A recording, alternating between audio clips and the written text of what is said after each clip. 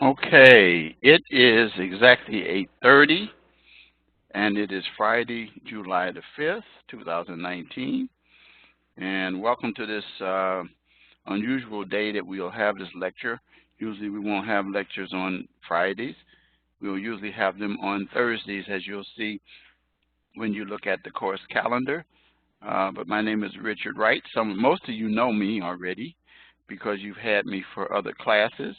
And just a few names in the group that I didn't recognize, but you're going to learn quite a bit here about preparing to exit school, at least for your associates, and hopefully many of you will be headed towards your bachelor's.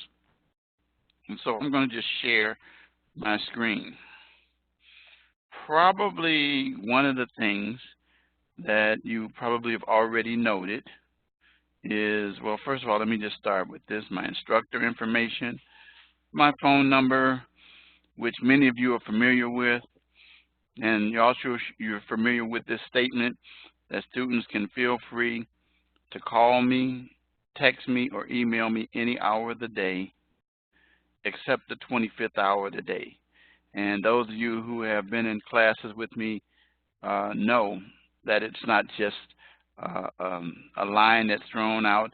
I don't take it lightly, that I've been available to help many of you in times when you've run into situations where you needed my help, even late at night, early in the morning. You can do either of these. Now, I do say that when you do text me, make sure you provide your name and the course that you're in, because I teach other courses as well. I teach up to 5 courses a quarter. At the beginning, I started out with contemporary issues in criminal justice, introduction to corrections. Many of you were already in that class with me. And then I also am teaching now a bachelor course that's very interesting as well. And so it's exciting. And then in August, I will be starting 2 other classes that most of you are familiar with, and that's Introductions to Criminal Law and Introductions to, and then Drugs and Crime. So anyway, 25th hour of the day. Now, rubrics for this course are built into the assignments themselves. And you're going to need to be aware right off the bat that rubrics need to be followed. You're going to find that many of you will lose points because of the next thing that I'm going to talk about, and that's APA. You're going to have assignments that some students say, well, this is all me. Then that means then you need to be providing some research and some information to go along with it. And then also, it may be you, but there's some places you got that information, and you need to be able to cite that information in the body and provide references at the end. You all should be familiar with APA, but we have a guide that can help you as well. And at this juncture, you should be pretty familiar with that. And it says critical thinking, as you all are familiar with that. You probably all had a course in critical thinking at this junction, and that you should understand the importance of critical thinking, and you've heard me talk about it in my open houses, which I will in this one as well. So some of the stuff will be repetitious to you, but it is very important for you to understand the purpose for this course. And so critical thinking rubrics and APA are all very important. You'll note, too, that all written assignments should be in APA format. Did you hear me say some, or did you hear me say all? It means all. It means what it says. And the rubrics reflect that as well. Now, I'm not necessarily that dogmatic about it being in the discussion posts, but I do strictly enforce it when it comes to providing citations and references, and you'll lose 5 points right off the bat if you don't do APA correctly in this class. And APA is a rule of the school, and there's a special announcement that I have in here that reminds you of that you'll see to as well enforce it. So citations in the body of the paper and references at the end. Don't just throw a citation in there. That's not going to get it. Citations, the purpose of them is to provide support for the statements that are contained in the body of your paper. Therefore, there are statements that are included that should be supported by citations, the source you got that information from. Even if you put it in your own words, it's still an idea that you learned from a source. And we should have that source provided as a citation in the body. Now, that doesn't mean every sentence has to be cited, but at least the paragraph. And the point of the matter is that your citation should match your references. What that means is every reference on your reference page should show up at least once, and sometimes more, in the body of your papers. And so it is very, very, very important. And then APA requires that you provide a cover sheet for all written assignments. You should be in the habit of that at this point anyway, as you're about to graduate. And then these are some sources that will help you with mentoring in terms of tutoring, library information where you can find resources. And then this guide. This is a very important guide. And if you click on it, I'll show you what it looks like. Here it is. They've modernized it now so that if you wanted to chat with a librarian, if you want to schedule a research appointment, there's some frequently asked questions. You can click on it. There are guides. Now, let me show you something if you click on guides. It will tell you the guides for each different school. So which one are you interested in? You're interested in this one.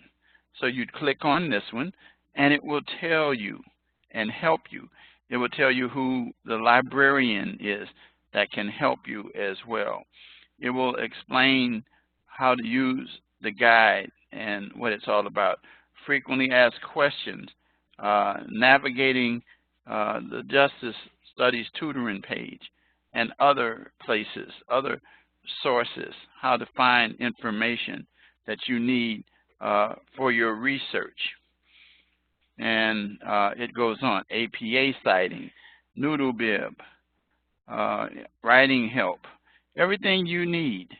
Grammarly, you know about that by now, how to set up your Grammarly account. All of your papers I run through Grammarly to make sure that you have enough critical thinking in them. And so this is our School of Justice Studies guide. So let me back out of that. Tells you about a little research, and then let's back out of that.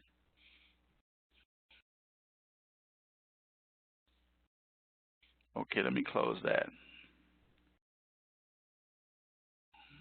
So you're back to the library guide. Frequently asked questions, databases which provide resources, videos that can help you, APA details as well, all kinds of things, the writing guide, information for YouTube, technical support, as you should know by now. You go to personal support. Their phone number is located, if you click this here, and there it is right there. But it is also located at the page of almost every assignment that you have there. So this, if you click on one of these words, it will help you very much so in terms of getting the work done that you need. All right, so let's go back into the module. Here we go. Tutoring assistance, that's already been addressed. Here are some articles that many of you should be familiar with. Going beyond the textbook. Let me say this to you up front. This book, one student has already asked, there is no textbook for this course. And the reason for this is because of the fact that this is a course that you will be able to determine through the weekly modules that helps you prepare for your exit from the school and entry into your professional area that you intend to work in criminal justice. So this also is good for you too, to help you as far as sources, how to analyze things, information literacy, critical information, correct information, good information, not Wikipedia, as you will discover, and you should have already discovered, and if you've been in my classes, you already know my position as far as Wikipedia is concerned. How to provide references, citations. Please, when you use court cases, please use the full court case, and it tells you appropriately how to cite those cases. You don't have to worry about the annotated bibliography. And then, just in case you want to know a little bit more about critical thinking, you can copy and paste this short video, put it in your browser, and then it will help you to be able to find that information. Rubrics. This is the first time I've actually done this for this course. Previously, when I taught this course, I didn't have rubrics in each written assignment. I had them for them, but now it's actually located in each weekly assignment and the field reports. And it tells you exactly what you need to do. Your discussion posts, you should all be familiar with this. It tells you the things to do. And while I'm talking about discussions, you should be aware that discussion posts initially are due on Tuesday nights, 11:59 p.m. Central Standard Time. Reply posts Saturday, 11:59 p.m. Central Standard Time. And you should be aware of the fact that they should be content-oriented, not little abbreviated answers, not nice posts or short things like that. You can do that, but you have to make sure you have your content posts as well. So your initial post will be graded, and then your reply post. Now, I do encourage students to reply to more than one post because it makes the discussion forum more interesting, and it gives you a chance to interact with your fellow classmates and also myself. You should be aware of the fact that when you do your discussions, if you submit a discussion post on Sunday, I'm not talking about the Sunday before they're due, but the Sunday after they're due. Since I said the last one is due Saturday, if you do it that following Sunday and you do your initial post and reply post, you won't get any points. And the reason for that is because the discussion post should be contemporaneously with the week's assignments or the week's topic that we're covering, and therefore students would be responding. If you post on Sunday after that, no one's going to be doing that because they're going to be getting ready to have their assignments completed, their written assignments, before midnight of that day, and the next day we start the next module, which will be that Monday. So basically, modules run from Monday through Sunday, and discussion posts run anytime during that week, but the deadline is Tuesday, and the reply post deadline is Saturday. Okay, until you get to the last week, and that's going to be different. But we got a little ways before we get there, but I'm going to go over the calendar in just a few minutes. So if you submit a discussion post, though, one last thing I want to say about this, the discussion post, is that if you submit your discussion posts both on Saturday, you're going to lose a point for each day that it's late. But if it's good, for example, if you get 20 points, then for your first discussion post, if it's a good one, you will get 6 points, and then you will get a total of 16, okay? But if your reply post is submitted the next day alone, then you will get, assuming it's a good post, you will get 9 points because you'll lose a point. Now, I do that just to give you a break.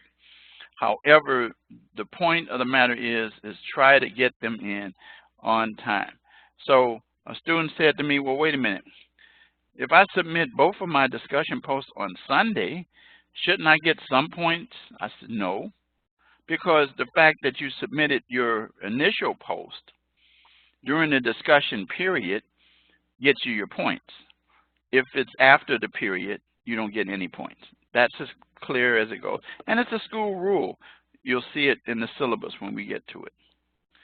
And then I want to talk about our schedule. Now, in this class is a little different from the other classes that are 11 weeks. In the 11-week classes, I generally do weeks. The open house, which is week 1, and then weeks 2, 4, 6, 8, and 10. But in this course, the schedule is already set for me, so I follow that schedule. So the schedule, the next lecture after today will be during week 3. There will not be one during week 2. And then the one after week 3 is not until week 6.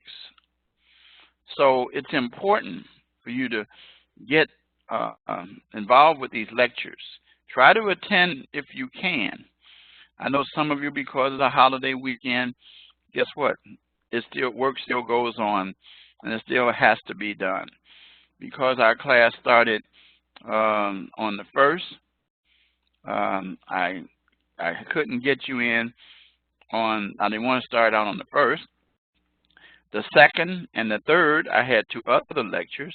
I didn't want to do any yesterday, the 4th, so therefore today, and I didn't want to do Saturday. So our week 1 is today. Week 3, 6, 8, and 10. And they will be on Thursdays at 8:30 to 9:30, okay? So you'll have to check the course calendar. And then you have to attend the live lecture or view the archive, providing to me a key phrase or word. All right? So now, moving over here, again, APA assistance.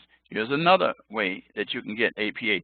In addition to over here, the way we already shared it, but you can also get APA alone by clicking this, and it takes you directly to the APA Guide Toolkit. It gives you a template to use, shows you how it works. There's a short video and other things that can help you, how to make appointments as well. So I provide that information to you. And then I'm going to remind you, we're going to get the academic integrity announcement in just a minute, which goes to APA and the importance of APA and how it ties in with academic integrity. But before that, here's my announcement that you will see that, again, I put this in as a special announcement again, reminding students and the idea and explaining the whole thing. So you can read this. You'll see how serious I am, so you won't be caught by surprise, okay, as far as APA in your written assignments. So now let's look at the academic integrity. And so I'm going to take off my headset, and then I'm going to give you some closed caption as well pertaining to that. So I'm going to open up another thing, and then I'm going to paste and go, and then I'm going to take off my headset. Unless I do it. Okay, let me open up closed caption, English, so that when it starts, you will be able to hear as well as see. So hold on there, here it comes. What is academic integrity? Academic integrity is making decisions in your academic life that are based on honesty, trust, fairness, responsibility, and respect. This means being honest in the work you do, while respecting the work that others do. So what is cheating? Cheating means distributing or receiving answers or information by any means other than those expressly permitted by an assignment's requirements or an instructor. Some examples of cheating include asking fellow students for answers or copying answers during a test, using notes, devices, or materials during the test that your instructor has not approved, purchasing papers from websites or other sources, copying your classmate's work, assisting a classmate in misconduct, and other violations as noted in the academic integrity policy that can be found in all course syllabi. Always ask your professor if it's okay to use notes during the test or to work together with classmates on an assignment or quiz. Now let's talk about plagiarism. Plagiarism means using another individual's work without giving them credit or taking another person's work and claiming it as your work. Some examples of plagiarism are turning in an assignment that someone else wrote, copying words or ideas from someone else. This can be a library resource, course textbook, internet resource, or other material without giving the original creator credit. Failing to put quoted works in quotation marks, or using someone else's ideas in your essays, but changing a few of the words to make it sound like the words are your own. Plagiarism is not just about written words and ideas. It's possible to plagiarize images, graphs, coding, or video as well. So how can you avoid plagiarism?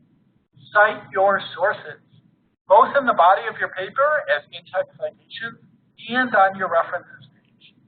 Whenever you want to use words, images, media, or ideas that were created by another person, you should cite that person appropriately as the source of that information. But how does academic integrity relate to the work world? Isn't it just a college thing? No.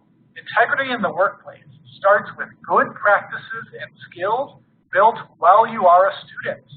Would you turn in a project document to your manager as your own when someone else wrote it? Not if you want to keep your job. Individuals can be reprimanded or even fired from their jobs for plagiarism. Following academic integrity guidelines while you are in school builds those skills and ethical practices that carry through to the workforce. Okay, I understand how they're connected, but what do I do if I need more help?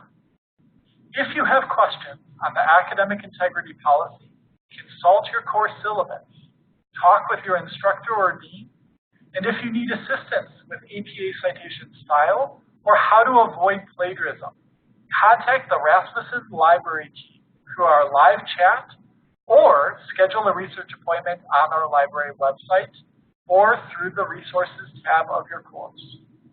If you would like APA tutoring, schedule an appointment with one of our peer tutors on the course resources tab.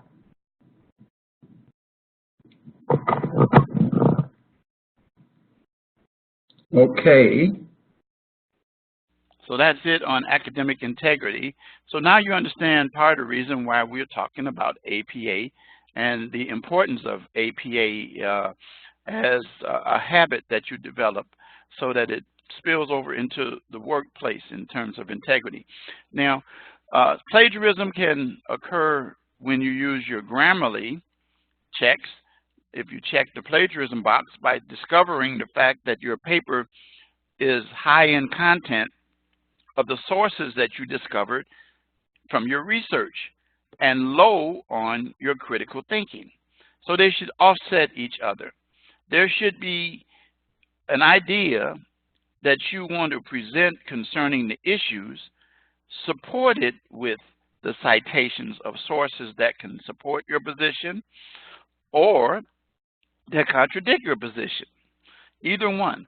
The key thing is this, and that's why I said what I said earlier, that people paraphrase things, but the idea came from a source that they found when they did their research and their appropriate methods for how to cite those sources.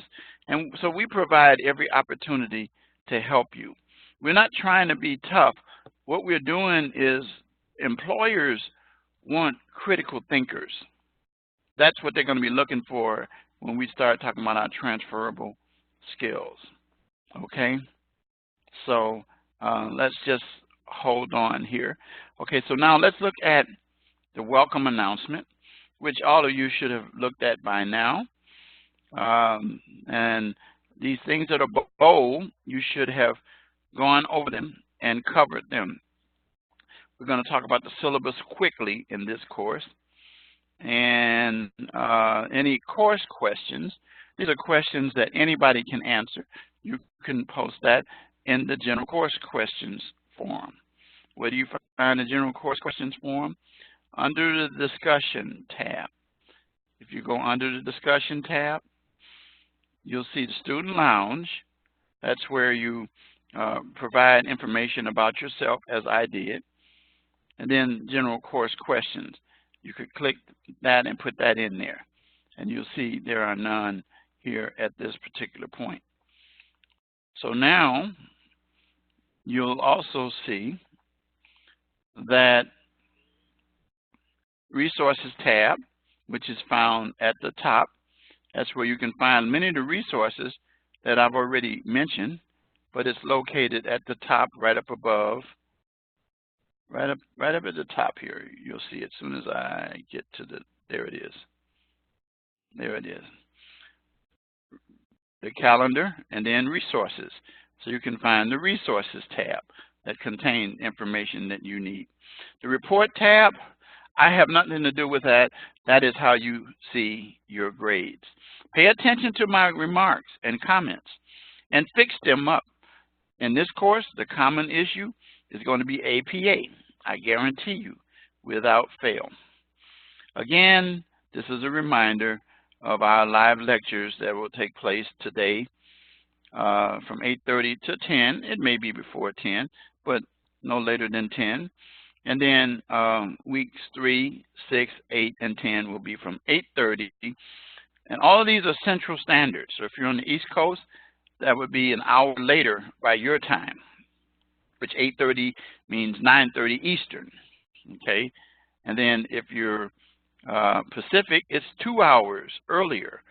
So that would be 6:30 your time. And if it's in between that time, Rocky Mountain, it's 1 hour before, or 7:30. So we'll discuss issues, and most of the time we won't be using videos and PowerPoints, but we will use videos sometimes. All right, so that's the welcome announcement. Now, before I get to the week 1 announcement, I want to go and look at the syllabus. In this course, the syllabus is very straightforward, as in others.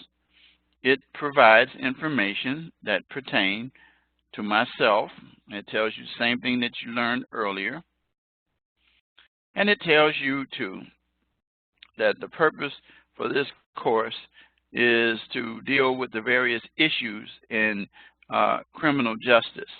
Now, notice this, that you don't see a textbook, as I said. The purpose for this course, as it says, the future of criminal justice system in different fields is discussed, along with insights from scholars of what the near future hold, such as we'll have issues such as we'll have some videos and articles and things like that. And you'll have to do research concerning the ethical, legal, social, and political ramifications of the criminal justice field. All right, so many of you have already taken this. You had to be in this class, and then usually it says, and in their last or second to last quarter. That's why I said when you're on your way out. And what we're going to do, I already discussed the discussion post, so I won't go over that. And it tells you when the course starts, and it tells you when the last day ends. And we'll talk about that in the calendar. And these are the assignments. You have your discussion post, you have your written assignments, and then your field report, which I'm going to talk about in a few minutes. You're required to complete a minimum of 10 hours of field work experience. Now, that's not a lot. That's like an hour a week. But the key thing is that these 10 hours ought to be completed with an approved agency of your choice.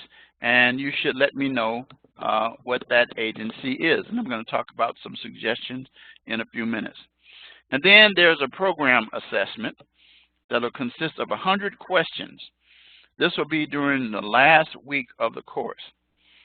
And you will be graded on how well you do that. Now, what it's going to do is going to cover topics throughout the program. So you should have been preparing for this as you, this is the way I explain. The purpose for taking classes is to build your career. The things that you learn in school should transfer over into actions and move you closer to your career, and they should become a part of you. It's not just busy work. And so by the time you get to these assessments, we want to see how well you are with that, because I can tell you that some of the things that you may not do well on this assessment mean that you missed some things earlier in the program that you should have gotten. All right. And so this is and then you also have the live classrooms, which I've already explained to you and as to how that works. All right, now you can see your discussion posts are 110 points. Okay, so I said 20, but you get 10 points each week. 5 for initial posts, 5 for reply posts, or 17.6%. Your written assignment is almost half of your grade. Your field work comes in 90 points, and you will see. But see, written assignments are 300, 625 is that. So that's why I say it's almost that. So if you put these two together, that's over half. And then when you get here, and then your program assessment, and then your live lectures that you will do, and so you'll get 5 points for each of those lectures, because there are 5 lectures. All right. Now, I always tell students this. My goal is to get you from A to B minus. Do not ever call me and ask me what you can do to get a C in my class. I will not answer it. You should, most of you know me from that. And I don't believe that I've had too many students. I've had a few to come to me who fell behind and says, I need to at least get a C in this class. I can't help you. And they'll say, if I do this assignment, that assignment, will I get at least a C? I'm not going to answer that for you. I refuse. The key here in this course is to keep up with your assignments, or if you do fall behind, give me the reasons contemporaneously with the time. We'll talk about that in a minute, and many of you already know how I am about late policy. So before we get to that, which is coming up in a minute, the transferable skills, which you are all aware, that are identified in your assignments, and you're going to exercise those in the assignments that you do. Communication, written and oral communication. Remember, you're going to do a field report.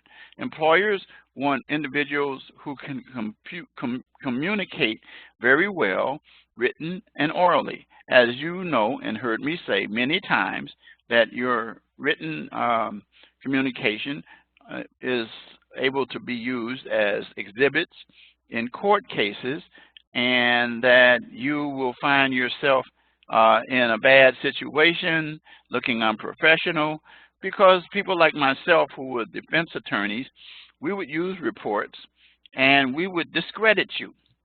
And it's not personal, it's just business.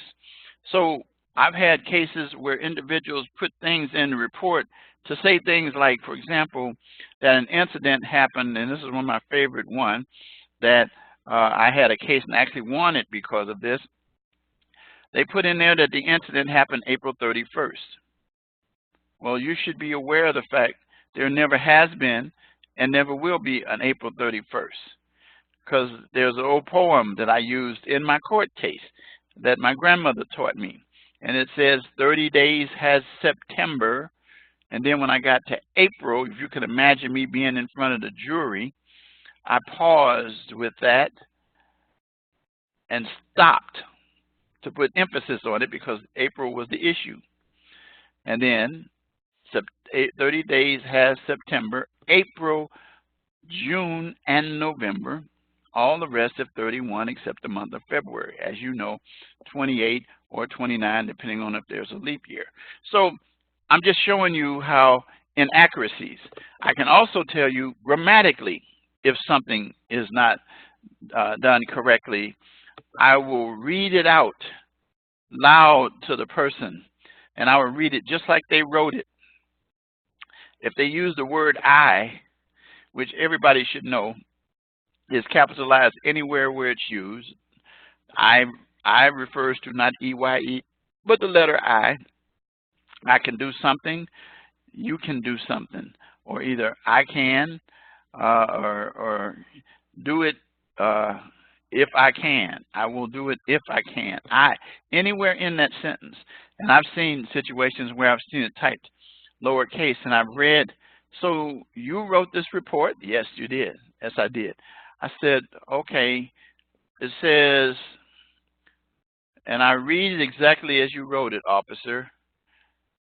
It says, I arrived at the scene. And I says, oh, wait a minute. It says lowercase I arrived at the scene. What was that about? Well, my idea is to get the officer to say, oh, I meant to type uppercase. So I said, so you made a mistake, right? As soon as that word, that's a magical phrase, okay? You get out there. The point of the matter is then that officer, even if you don't get that far, because sometimes judges will stop us, but most time they don't, says, Your Honor, I was just trying to understand the accuracy of the report. So it appears that there's some bad grammar in here. Well, that makes that officer look very unprofessional, and then they start to twitch and nervous, and, you know, we get our point out on that. So that goes back to what I just said, written and oral communication, which is paragraphs, and why we teach you that in our programs to try to stress it to you. We're not trying to teach it to you all over, but you need to be able to be proficient in written communication and oral. You need to be able to communicate with people from all backgrounds as well. We'll talk about that when we get to diversity. Critical thinking, I've already shared with that, so I won't repeat that anymore. Digital fluency. Everything's digital. You're dealing with searching the internet. You're dealing with, I don't have it on me because I put it up. You have, almost everybody has a cell phone. I'm an Android person, but there are people who prefer Apple. Earlier today, I had to go someplace. So I took my, I have an Android pad, and I took it with me. And I looked at some of the assignments that you guys wrote. I didn't even have my computer. And I just sat there and I read them over so that I could make remarks later when I grade them. So that's based on digital. I'm teaching you in Romeoville, and you guys are all over the United States in different time zones. And the point of the matter is that I can be anywhere teaching this class because I'm proficient with how to use Blackboard as well, which you need to be proficient in. You need to learn how to use WebEx. I'm proficient in doing that because I'm able to, you know, put my recordings together for you guys, be able to speak to you, show the video, how to stop microphones, and all those different kind of things. The fact of the matter is I'm pretty good in digital fluency. Talking to a man who's 69, who came out of law school 41 years ago, and there was no such thing in sight. And so I've come a long way and learned how to do that because that's the age that we're in. And so digital fluency is important in all aspects of criminal justice as well as other fields as well. So you need to be able to be proficient in digital fluency.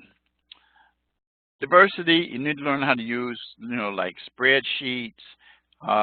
You need to learn how to use word systems. You need to learn how to use all those various sources for research, apps, and things of that nature. So you have to be able to do all of these Excel, spreadsheets, things of that nature. Anyway, making charts and things like that. So then we come to diversity and teamwork, which work together.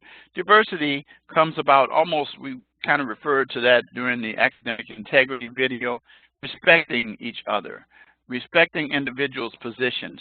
There are people in this class and there are people in this world that you're going to encounter in your professional careers that are from backgrounds that are different from yours, different religious beliefs.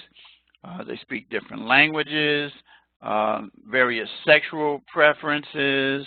You're going to have some people who are LGBT, some that are not, gay, straight, whatever you want to use. The point of the matter is that we are from a diverse society. We, after all, are a country of immigrants. People from other places came here and still continue to do so. And so we have to recognize that there are going to be positions that are presented that you may not agree with, different races, different sexes. The point of the matter is that when you do present something in this class, for example, in your discussion posts, I'm not going to allow anyone to criticize you about your situation just because they disagree. You have to be careful of the language you use. You have to be very respectful. Which reminds me, one of the things that, this goes to communication. I taught a course in written and oral communication for law enforcement officers, and I used to always tell law enforcement officers that it's not necessary to use foul language in order to speak with someone. I don't care how bad that person is. They could be a person who killed a police officer or another law enforcement colleague. You still don't have the right to be unprofessional with them in terms of your language. So you also work in teams. You work with people from various areas of specialty.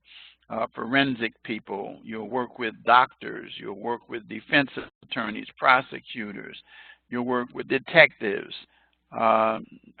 you'll work with people who are very scientific, psychological. You deal with probation officers, parole officers, correction officers, jailers. You deal with people from all across the spectrum that make up teamwork in terms of investigations. So you should be able to do what you do to contribute to the team for the benefit of accomplishing whatever it is that the team needs to complete. Ethics and professional responsibility. Ethics is so important. Ethics should start at home. My grandmother once said that every tub has to stand on its own bottom, which means everybody has to decide what to do in terms of right or wrong. Now, I'm not talking about making a mistake. I'm talking about knowingly doing something. I'm talking about, I was in this class that I teach that's a bachelor's class. One of the discussions we were talking about police officers utilizing false information, reports using what they call the code of silence, sticking together as opposed to putting the facts down and things of that nature. You know, you can run into some very serious problems. And then there's professional responsibility in different departments that tells you what the policies of the agency that you work for, you should be able to learn to follow those. I will tell you that if you're an unethical student, you're going to be an unethical professional. That's usually the pattern. And that's why we tell people about the academic integrity. It is so important because I like to produce students that are educational, professional, and ethical criminal justice students. That's something that I've said over and over and over, and you hear me say it over and over and over. And if you are an unethical professional in criminal justice, sometimes, particularly if you're law enforcement, you may find yourself in the place where you sent people, and that's not a good place to go. And then finally, information literacy laws. Information literacy, providing resources that are credible. Never, never, not ever, hardly ever, but never use Wikipedia. And don't use sources that you can tell that are one-sided and along without providing the other side. It's important for you to recognize there are some sources that are more valuable. For example, I always tell students that try to stay away from dictionaries. A lot of students want to cite dictionaries to use terms in criminal justice. And I say no, because terms are applied differently than they do in a regular dictionary. There's a dictionary called Black's Law Dictionary, which is different. But there are some professional dictionaries. But I'm talking about like Merriam-Webster or either one of those kinds of standard dictionaries that you use for definitions and spelling. So you want to use credible sources. Our school has provided methods to help you, and you can learn that by going through some of the systems that I provided earlier to use that. Okay, now I'm going to skip over the attendance policy, and I'm going to skip over the late assignment policy for discussion posts because we've already discussed that. But I want to talk about the discussion assignment submission policy for written assignments. Written assignments, it says, can be submitted up to 7 days after the stated deadline. So your written assignments for this week are due the 7th, which is Sunday. If you submit your week 1 assignments by by the 14th, then it's too late. It's too late, unless there are some things that we can talk about in just a minute. But the point of the matter is that you better have a good reason, and I better know about it. And so, because following the course and policy of the school, let's forget about the 7 days. Let's just focus on the fact that each day that your assignment is late, you're going to lose 10%. So therefore, if you have a paper that's 100 on Sunday, then when you 7th, you submit it, that's good. You submit it on the 8th, you're going to get 90 at the highest, with everything else being equal. And then 80 by Tuesday. By Wednesday, you're at 70. By Thursday, you're at 60.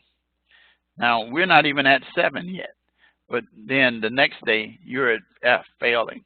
So that's the point I'm trying to get you to understand. It's very, very, very, very important. All right? Now,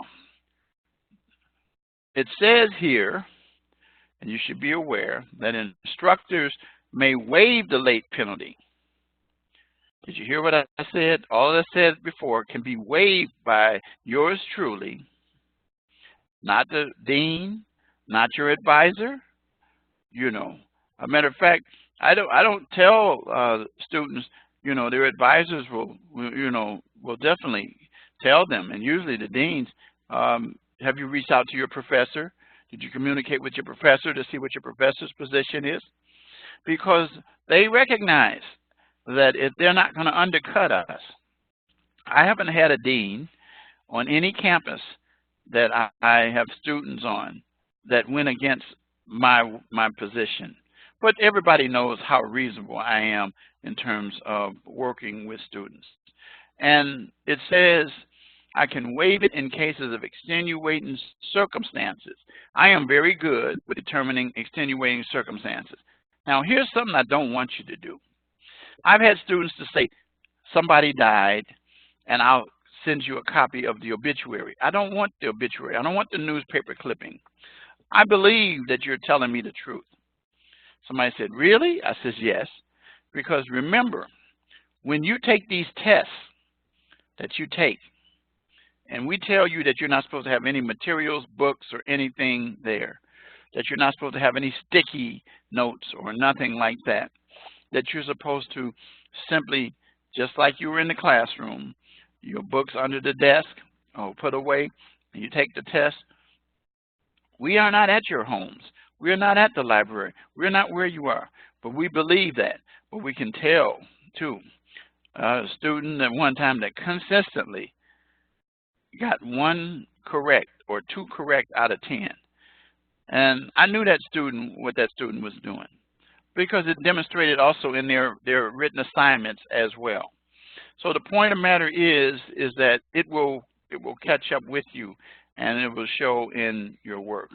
But my point is this.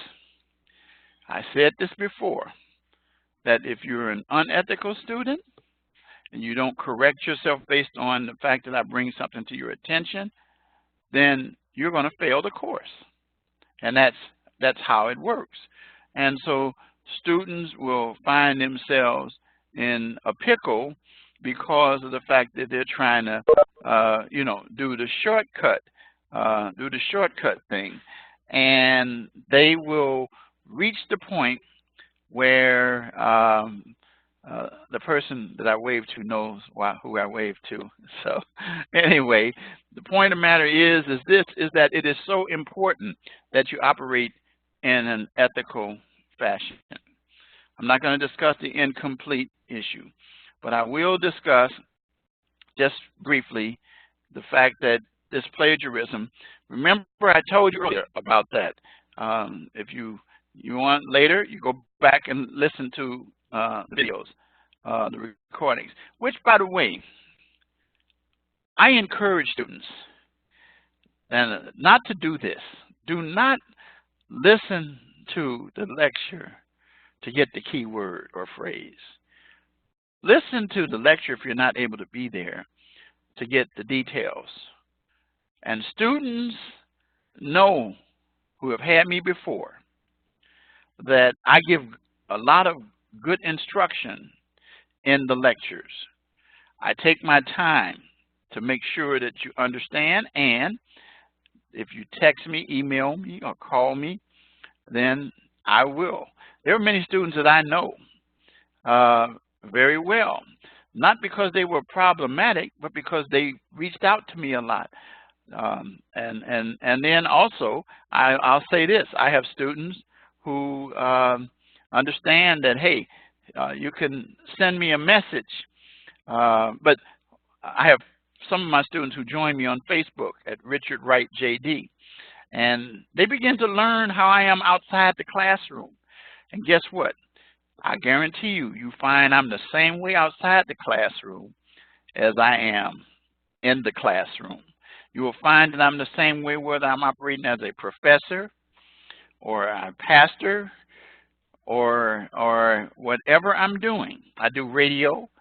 On the radio, I do the same thing. The point of the matter is that I'm here to help students succeed. I write letters of recommendation. I have talked to employers for students, been interviewed about students in terms of their work ethic and how they operate it, and I'm willing to help. My goal is, as I said, educational, professional, and ethical, but the whole equation is student success. That's me in a nutshell. So anyway, the academic integrity policy. So now I've given you the syllabus. So now I want to go back, and I want to go back to the course homepage. And at the course homepage, there is the week 1 announcement. For this week, an overview of capstone, which in other words, that's what I'm pretty much doing. Give you an overview, and you will discover right away that there is no textbook. So what are you reading? You're looking at the module. You're looking at the resources that are indicated in the module. You're opening up for issues. You're looking out for videos and things of that nature. One of my students, and I think it's the one that's right here with me, provided me in another class, I think it was drugs and crime. I think, wasn't it drugs and crime? You can type yes or no in the, yep, drugs and crime. And I used that information, shared it with the class. Awesome. Look out for these kinds of things. That means you're paying attention to not just what's in the classroom, but what's happening around you, because that's what we're doing, is preparing you for the real world. And so the rubric, the grading rubric, is very important. Would you say that I am pretty strict about the grading rubric? Okay. Yes. I could say to her, can I get an amen? And, and we understand each other there. Amen is right. Amen means, and so it is. It's a scriptural and a spiritual term, but it means yes, I agree. But the truth of the matter is that rubrics are important, because what rubrics do is they give me a chance to let the student know in advance what I'm looking for. And it gives the student a chance to make sure that what they submit to me is what I'm looking for. And if you submit to me what I'm looking for, the results are you get a good grade. You might not get a perfect score, but you still will get a good grade, because I tried to tell you, fix this for the future, fix that for the future. And like I said, one of the most common issues is APA, citations in the body, references at the end, cover sheets. And don't just, as I said, throw a citation in there. That's not going to hit it with me. I already talked about that, so I won't continue with that. You can check that out earlier in the lecture here today. So then your discussion posts. I want relationship between the three components.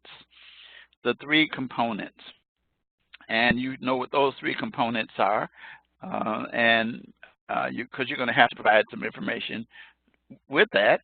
And when we get down here, your written assignment, then versus now. How are things before as opposed to then? What things are different? What things are better? I always remind my students that I wished when I'd have practiced law, when I'd have first started out in 1978, we had DNA. I believe that there would be so many people who did not end up spending years. Think about it now. I graduated 41 years ago and started practicing law. But it was only within the last, I'd say 10 years, at least, that DNA has been used. So think about somebody who went to jail when I first started and spent 30-something years in prison. Then they find out the DNA. Sorry, wrong person. That's why I'm so opposed to the death penalty, because of the fact that there have been so many individuals who were sentenced to death and sat on death row, and then they discover later, oops, we got the wrong person. But let's assume that you have executed, and it has happened in some cases.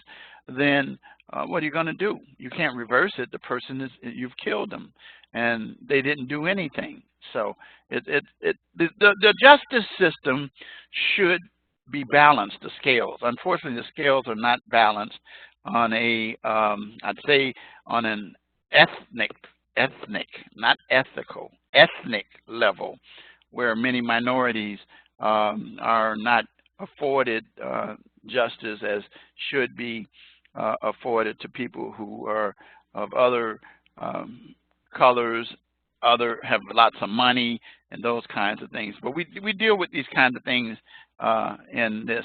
And boy, wait till you get to this bachelor's course that I'm teaching, where we're talking all about that, J280. I'm enjoying that now. I'm teaching that with the bachelor students now. Well, anyway, so the assignment is then versus now. And then I will discuss the fieldwork component as well in a minute. And then this is a reminder about this. And then most of you already know, when I say start strong and finish strong, I'm not just pumping you up. And you also know that adversity is the springboard to success is not a, as I say, it's not a catchphrase for me. It's based on real life. And I will be sharing that. I know it's going to be probably information that you already know. So I usually do a shorter version in this class.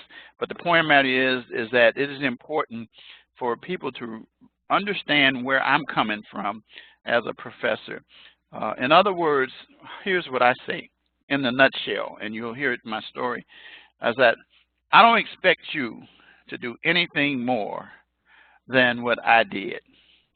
And it says, oh yeah, but you went to Northwestern, you're a lawyer. I came from being a baby in 1950, May 3rd, all the way to where I'm at. And it's what I did during those years, despite the obstacles. And I have students that their only obstacle is that their internet went out, or you know, something along those lines. When I was in college, my internet never went out, and you know why? Because there was no such thing when I was in college. But it's all about operating and doing what you need to do, and then working together as a team. Let's get this thing done. All right, so week 2 announcement is also here, which you can see that too, because there's no week 2 lecture. There is, the next one is week 3, and then it tells you what you're going to be dealing with, the discussion posts, ethical dilemma. I already started talking about, and you're going to go through that. If you have questions, feel free to reach out to me, and your written assignment will be a high-profile case. And many people, when they do that, they pick a certain case that was very high-profile. And I'm not going to say the name of it, but it was one that I was very familiar with because I had a lot to do with reporting it when it happened. But anyway, you're going to do some research and find a high-profile case based upon the information. And then there's my announcement about adversity as a springboard to success. Let's take a quick look at the calendar. And let's see here, it's under course tools, course calendar. Okay, here we are, and this is where we are today, the 5th. Again, you'll note that I don't usually do lectures on Fridays or Saturdays, but I do lectures usually Monday through Thursday, and that your lectures will be on Thursdays after today. So the next one after today will be the 18th. As I said, this is week 2. This is week 3. All right, and so you will have plenty of time to get your assignments done because of the fact that you don't have to wait for the lecture. If you have some issues, reach out to me before that. You already know my rule about reaching out to me. So all of you know that just don't make it the 25th hour of the day. And if you reach out to me the 25th hour of the day, then I just didn't know about it. I do have a question. If you did reach out to me the 25th hour of the day, how'd you arrive at that? So anyway, you guys know I have a sense of humor, but you have to. You have to. And so anyway, so your written assignment will be due on the 14th. That's for week 2. But for week 1, here it is. And then you see me talking about the number of pages and then APA. But you don't even have to worry about this. And you'll see why in a minute. But that's how it works. So you can click on the calendar, and it goes all the way through. And then I'm going to make my announcement that I make all the time, and it always comes back. I'll go all the way through. You see the weeks. Let's get to September, week 11. There's always somebody who thinks that the course ends on the 15th and that all assignments are due the 15th. Wrong decision. The quarter ends on that Friday. So I think you took, Shay, you took Introduction to Corrections with me, didn't you? Yep. And so if assignment was submitted on that Saturday, I couldn't do it. I could not do it. I had a couple of students that said, "Oh, I just discovered that." I said, "No, shame on you," you know. But anyway, one of the things about Professor Wright that everybody knows who knows me is that I'm repetitious. And the reason why I have to be is because of the way I teach it. Boy, especially when I start teaching, and you're going to laugh about this one, when I started talking about, okay, this is in J115, which is Introductory Corrections. Please, there's only 4 areas that you can do your course project in. That's jail, prison, probation, or parole. How many times did I say that? Do you remember how many times I said that? If you know the number, I'll be surprised, because I don't know that. You know how many times I said that through the course?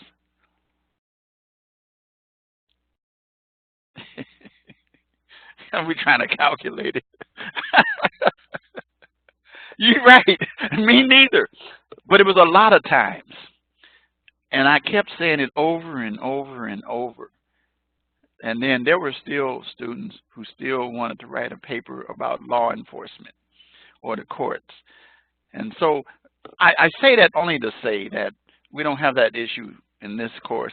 But the point I'm saying is this, is to students, hey, look, let's follow the instructions very carefully. And in this open house, I break it down in little bitty pieces. And then now you say you got the recording, go back and listen to the recording again. Oh, one student said, I'm too busy to go back and do that. I says, you didn't tell me that. You did not say that. That's a bad move. That's like going for a job interview and starting in the interview with, I really don't like this job, but I need a job. Well, guess what? This won't be your job. Okay. It's kind of a bad issue. Well, anyway, we'll be talking about those kind of things too with employers and employees. So anyway, the point of the matter is this, is that I make sure that you know well in advance. And if you don't know something, ask. Ask. And there's no dumb questions. Just ask me whatever you want to ask me, and I'm willing to provide the details on it. So let's go to Module 1. And let's look at the assignments. And this is something that those people who, I'm trying to remember, I don't think I have anybody in this class. If I did, I wouldn't say who they were, that's taking this class again, because that means they didn't do well before. But this is the first time that I've put the rubrics in the course book. I had rubrics before, but they weren't in the book. So now this is just like the others that you guys are familiar with, where your written assignment, it tells you the content page, it tells you the information, you know, pick a field. Now see, this is actually going to help you in a few minutes when I start talking about the other part of the assignment. Not assignment for this week, but the future field report. It says, pick a field within criminal justice, such as law enforcement, adult, juvenile probation, or corrections. That will become the field that you'll research when you do your field report. And the reason why what we're doing here in this course is that we are trying to bring you to learn more about the field that you want to go into. Let's see, I think, I'm trying to remember off the top of my head. I think yours is probation, am I right? juvenile probation, right?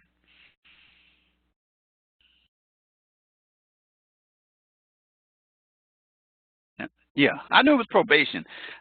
People say, "How you remember that?" I says, "Because I have a photographic memory, number one, and number two, I focus in on my students, and I kind of remember." So my recommendation would be that you stay with that same vein when you are doing your field research, and your report that you prepared before, you can probably take some of that information. Don't give me the same assignment though, but I know you wouldn't do that. But anyway, the point of the matter is because what I want you to do is to delve deeper into it now, and because you're getting ready to want to go and work. And it does say adult/juvenile probation, because they are different, and you begin to learn those differences. Anyway, share the goals of your field and how they've evolved over the last 60 years. Specifically in your area, there's a lot of interesting things, case law and stuff like that has happened, rights of individuals and so forth, beginning from the 60s and ending with today. So you got a 3 to 4 page paper, which, as you know, that means not the cover sheet, not the reference page, but the content double spaced with citations in the body and references at the end. And it says briefly outline. Now that doesn't mean I want you to write me an outline. That means provide the information. Our students said it said in the module outline. I says read it in the context. Outline the issues. And then it tells you to be sure to use correct spelling, grammar, mechanics. Of course, that goes without saying. So here we go. So we click on this, and you see the due date. There it is, right there. And you see the same thing again. But if you click on View Rubric, it will tell you specifically what I'm looking for. Explain the 3 components of the criminal justice system. Explain which field interests you. See, there we go. And why you chose that field. Explain different results or events that have happened in that field. So therefore, it's easy to do 3 to 4 pages because you're doing some research and you're providing information and data. And by the way, you can use that same information again that you've done in research. And then, of course, so these are organizational things, paragraphs, double space, not single space, please. Romans 12 should be the font. And then, of course, APA, citations in the body and references in the paper. All sources properly cited and references at the end. And then we always warn about Wikipedia and other sources. And that's that assignment.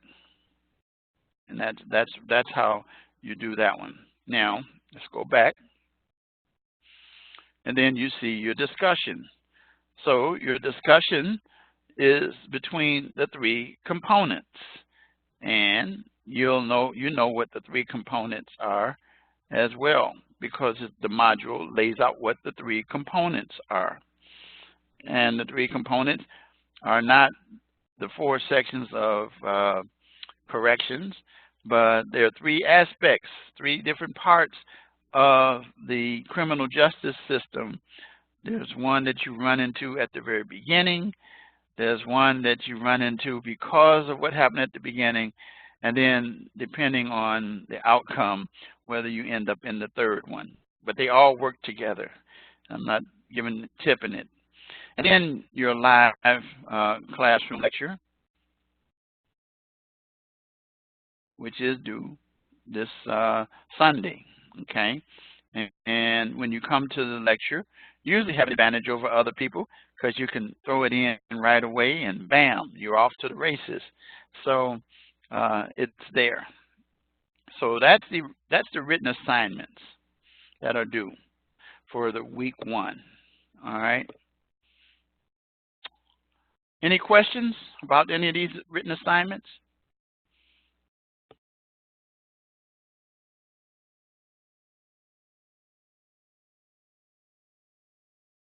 Okay. If you do, you know how I am. Ask me, and if you think about it later, you can still reach me again. Oh, I forgot, Professor. I forgot to ask. You know, that kind of thing. Now, let's get back to the module here, and let's get to the lesson content. And in the lesson content, basically, it gives the objectives. We already talked about what one of the objectives identify the importance of hands-on experience in the field of criminal justice. That's what we are preparing you for in this course. There's 3 components, and then demonstrate criminal justice employment readiness. And what you're doing is you're going to do that throughout the assignments that you do. So anyway, the fieldwork component, I'm going to talk about that in a minute. Then I've already talked about this, this, and this. So let's go right here. So let's talk about this fieldwork component. It's easier than the one that you had when you had the 4 parts in J280, Introduction to Corrections. And it's really straightforward here. It says that starting out with the first sentence, and you hear me say this a lot, you've reached the point in your program where you are completing this capstone course. And it's called capstone because what you're doing is you're capping off your criminal justice education at the associate's level. And what it does is it goes over the entire program pretty much and some objectives, and it helps you to get ready for the assessment that you're going to have at the end. And as part of this, you're going to complete a minimum of 10 hours, which is not a whole lot of work experience. Now, there are some of you who will be doing this while working and getting paid. I'm not making you go and do it at another agency. If you can do it, that's fine. That's great, because the objective is here to help you to do so. But please make sure that I know the name of the agency. So completed with an approved agency. Now, just let me know what it is. Now, I'm going to give you some tips here and so forth. But the idea is to give you a chance to enhance your experience in the field that you're interested in, as I said earlier. So with the 10 hours, you'll have an opportunity to shadow a professional and gain real work experience. Well, I already work in corrections. Awesome. That means you get paid and you get a good grade. All right, that means your paper should really be awesome. Okay, learning does not take place solely in the classroom. That's the whole point of this course.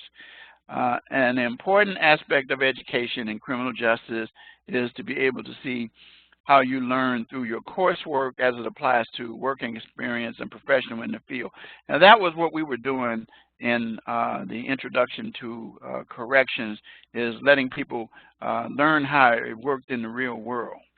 It says no amount of lecture, book work, or discussion can deal with firsthand experience and observation. So, like I said, it's almost like, I always tell people, this is like an independent studies course, quite honestly, where you'll have an opportunity that says to conduct those hours yourself and bring information back. Finally, it says, field work does not only allow you to experience the professional world of criminal justice on a first-hand basis. Because you know what? One of the great things that I had when I wanted to be a lawyer was, as you already know, I worked in a law firm. And I started in the mailroom and worked my way up. But I was learning how to be a lawyer even while a messenger, because I took time to connect with the lawyers. And so ultimately, as you know, before I exited and went to law school, I was what they called they called a paralegal, but it was a law clerk at that time. So the point of the matter is that it allowed me to get a real work experience. I used to go to court. I used to go to closings. I used to go and sit in on all kinds of things. I'd go to jails with some of them as well. So what it does, it is also, and this is the final part about it, and I'm going to stress this to you over and over, when we had internships a lot, when we had externships a lot, which we don't now, this field work will give you a chance to make or strengthen professional connections in your community or in the field that you want to go into. You know, like for example, let's say you do your probation, your juvenile probation with your local agency, and then you make some contacts and you get to know probation officer so-and-so, you get to know some of the judges, and you get to know other individuals in that field. And so then when it comes time for you to graduate, and as you already know that with probation and parole, that it require a bachelor's degree. You can't do it with an associate, so you're on your way. But the point of the matter is that what you're doing is they'll say, hey, I remember this person. We did a field report together. If you want to be a police officer, we did ride along. We did some other things. The bottom line is that your name is known, and you're going to do this in a professional fashion, same way as I said when I talked in the other class about preparing the report. So there are 5 steps, and I'm going to go through those 5 steps right now. First of all, research and identify a local criminal justice agency where you can do the 10 hours. And here are some possibilities. Here are some right here. Now remember, these are not, these are just some that we suggest. Police department, or shadow a professional throughout the 10-hour observation. So that could be probation, parole, that could be any of those kinds of things. Work with a probation officer, talk to a probation officer, share, get information that can help you tremendously. One of my students last quarter in this same course, she did a ride along and a series of interviews with a police officer that I was very familiar with where I used to live, and she was the DARE officer, and so she did real well in her assignment with that. She just didn't spell the officer's name right, and I pointed that out to her. I didn't subtract points, but I reminded her. But shadowing or working with someone for 10 hours, let's say that person decides they want to go and apply to that agency. Oh yeah, we know this person. A halfway house to observe caseworkers managing release offenders. Now, sometimes you get into some things like this. I had a student that I said, you got to be careful because there's some privacy issues that that's involved there. So you might run into some problems. The most popular ones are the dealing with professionals in areas like probation, parole, jail, or prisons, or either dealing with attorneys, going to the courthouses and talking to. Now, here's what I don't want you to do. One student, I told her, I could tell she did it. She never did 10 hours of anything. She just went online and found some information about it, and she got dinged for that because I told her, I says, no, that's not hands-on. That's hands-on is when you actually talk to someone or connect with someone.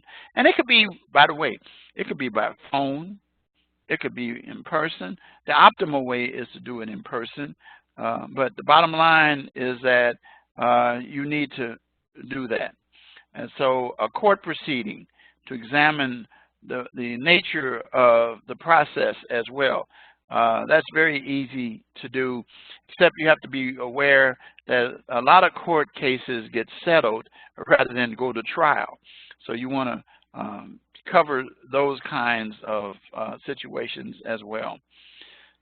Now, here's a warning. If you're unable to conduct your field work in a single session, which there are some people who do it, but I don't recommend that, or you can split it up over 10 hours over multiple days. 10 hours is not a lot. Like I said again, you could do 2 hours 5 times during the course of these assignments. because there's going to be weeks that you're going to have to let me know what you're doing. And I expect you to provide citations and references for those field reports, because you're going to provide sources of information or agencies or individuals that you utilize. Important, if for any reason you cannot identify an agency, which that should be very rare at this juncture of your education, okay, then you need to reach out to me, like right fast and in a hurry, okay? So contact an agency by letter or phone. Like I said again, if you're working with someone, and you know, let them know. Be professional with how you're going to do this, okay? Remember, guys, you're putting your professionalism on display by completing this assignment, all right? And, you know, some of the things you can learn from being exposed to asking the right questions will be beneficial to you down the road for possible future employment purposes. So introduce yourself, tell them what the request is, establish a date and time for working this out, and then if you have a ride along or an interview, make sure it's between the 4th and the 7th module. You are not just to show up at an agency and request a ride along an interview. Again, it's professionalism, all right? Step 3, at least one module before your scheduled meeting. Mail or deliver a professional letter to the agency, that person, to confirm it. Once again, we're showing your professionalism. If you run into a problem, and most students don't, contact first your dean and see if they can help you. If not, reach out to me and I'll be happy to help. I haven't had to help too many students along with this, but if you do run into a pickle and dean's not able to help you, let me know. Step 4, during your ride along, agency visit, interview, pay close attention to what is happening. Ask questions, listen and observe, take notes as you go. The idea is to learn, Remember, while conducting field work, remember I already said this, act in a professional manner, dress to impress, don't go like you're going to the beach, you know, wear shirts with collars, dress like as if you were going for an interview. That's the bottom line of what we're really saying, all right? That's the key thing. So you're going to be representing yourself, the college, the program, and we want them to see that we and prepare our students as if they're applying for a position. And see what it says? You are there to observe criminal justice system in action, as well as to build contacts for future career references, internships, and volunteer opportunities. So, in a 2 to 3 page report, this is going to be the final paper. This is not the one along the way, because there's going to be some steps along the way. It says in a 2 to 3 page paper, describe what you observed. As a conclusion, 1 to 2 paragraphs describe how your educational has prepared you for this, and be sure to include a cover page and so forth and all of this information here. Now, you are strongly encouraged. You heard this before when you had to do the other project in the J280 Introduction to Corrections. Encourage your fieldwork start as soon as possible, and then make sure try to do your visits between 4 and 7 to allow enough time to process the information you gathered and prepare. Now, I've seen students that came back with 4 and 5 page reports. Man, they were like, really, wow, awesome, really excellent. So, you know, write it as if, don't just, you know, I tell people, don't say, okay, I want to satisfy the minimum requirements. You know how I am about that, all right? So anybody could do the minimum stuff. If you can do the extra, that's good. So you'll be asked to present your first update in week 5. So don't wait long. And your final report is due Module 9. Now, I do want to show you this real quick. Let me go to it. Let's see, where is it?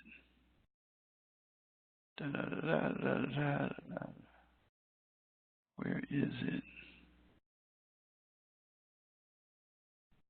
Okay, I'll just show you a summary of what this thing looks like that I've added into the module. Let's see, I think I can show you through the faculty guide. Okay, let's see. All right, so this is kind of like what the grading rubrics are like, but I've already put them in your module. But here's what I was trying to show you. So look, week 1, week 2, week 3, week 4. Then you get to week 5. Here we go. You got your written assignment and your field progress report. All right, so I can see how you're doing. Then look, next time you see field progress report is week number 8. And then the final one you're going to see is week 11. So you see what I'm talking about. And I showed you that so you understand it. Any questions?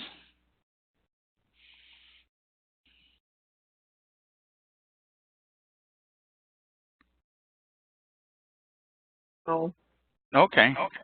there is one question I have that I've Okay, been go ahead. seeing. As a probation officer, everything I've read up, they said you have to be 37 or younger. Is that true? It depends on the jurisdictions. Oh, okay. It makes me nervous because I'm 10 years over. You're 10 years over that? Yeah, I'm 47. Oh, I didn't know that. Oh, yeah. Okay. Just don't look it, but I don't mind it. Okay. But it's I've been stressing out on that, but I'm going to finish school. Yeah, I don't know how that plays in the jurisdictions. I have heard some limitations, and I think that the reason they're doing that is because they're trying to get you in as long as they can keep you in terms of getting. Now, here's what I always tell students: you can get your foot in the door and start doing stuff, even though you're beyond that now.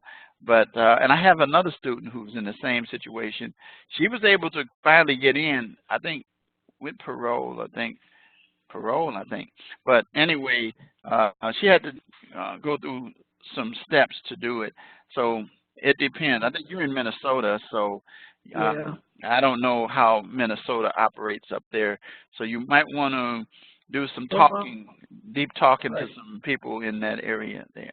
Well, I have a friend that goes to the church that's a probation officer, so I'll ask her. Oh, well then there, you got it right there. You got it right there. Yeah. You got them, you praying and saying amen. And from your church, I see, they be doing the same thing we doing. You see our church dancing all over the place. So, Yeah. So yes, go ahead and follow up on that. I will. Right. Anything else? No, I think that is it. I understand the assignment now. I was kind of confused, but after seeing the rubric, because I never had the chance to look at it, I've been so busy, but seeing the rubric, I had started the assignment, but there are some parts I missed, so now I know I have to go back and fill it in, which is fine. I know I'm ahead. I was on my last page, so yes, now I know what I need to do so I can go back and make the corrections before I turn it in. But other than that, I'm good. That's why I always tell students, I said, at the very beginning of the course, going back to, I'll go back to the course homepage, that in this little box, you see my mouse pointing. See, there's two things that are highlighted. The 25th hour, and somebody said, why'd you focus that one? Because I wanted people to not think it was the 24th hour. I said 25th hour. and then rubrics. And the reason why I say that is because rubrics is your road, or I call it, like Dorothy was told in The Wiz and The Wizard of Oz, to stay on the yellow brick road. Follow the yellow brick road.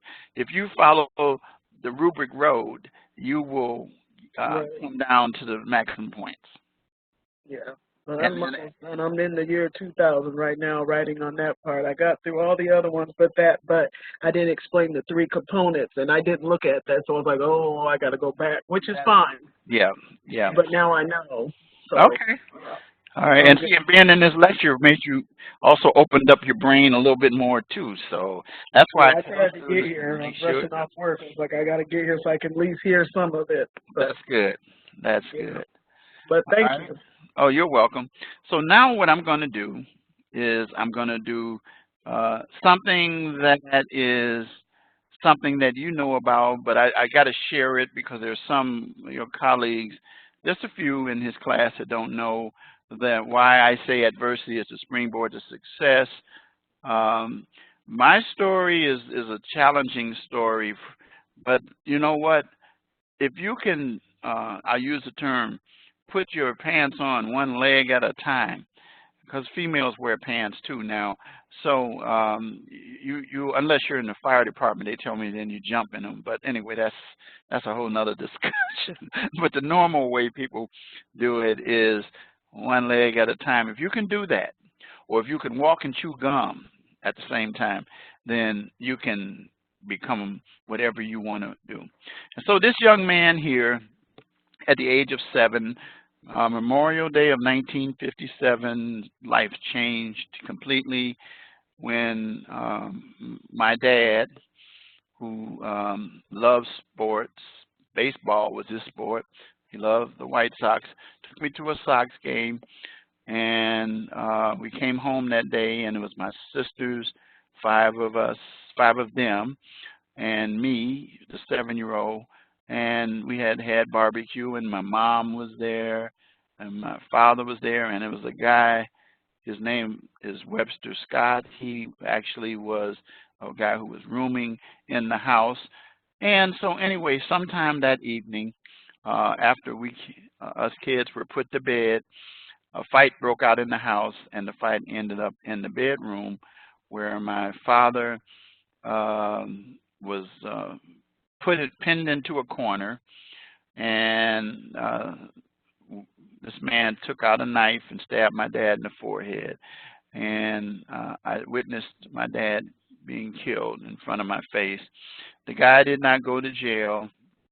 Turns out that my mom and he were in fact having an affair, and my mom basically said that my dad was the aggressor, which was not true. I can tell you today, it is now July 30th of 2019, that that was a long time ago, that it didn't happen that way, and I have a photographic memory that helps me to remember some of the things I wish I could forget, but most of the things I can remember. So anyway, he ran out of the house. A few days later, he was back in the house. And I found out that they nolly-prossed the case, which means the prosecution decided not to prosecute. And my dad was dead, and we had buried him.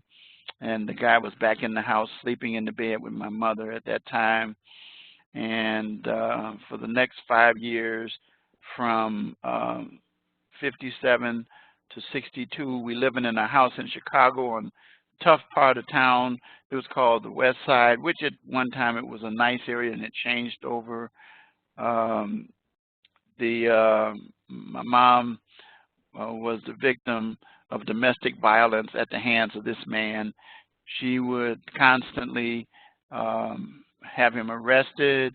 He would go to jail, and she would be right there to bring him back home.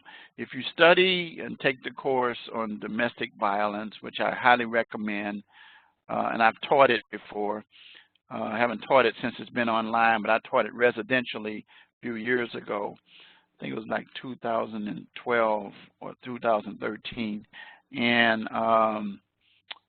it talks about the cycle of abuse and how individuals find themselves dealing with these people who abuse them, and they keep bringing them back in their lives.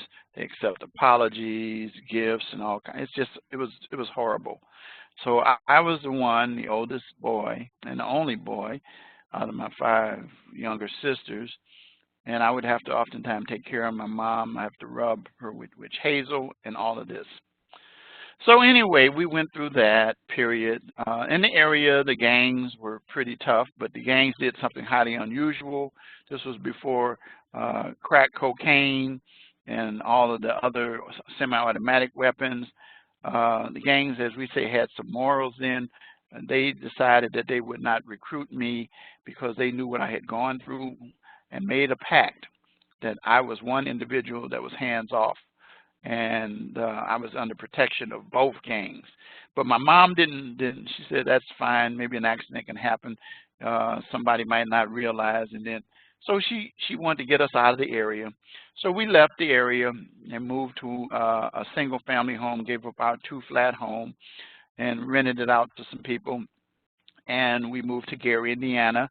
At that time, Gary was very nice in the area where we were living. It was a single family area, grass, little league, all kinds of community activities.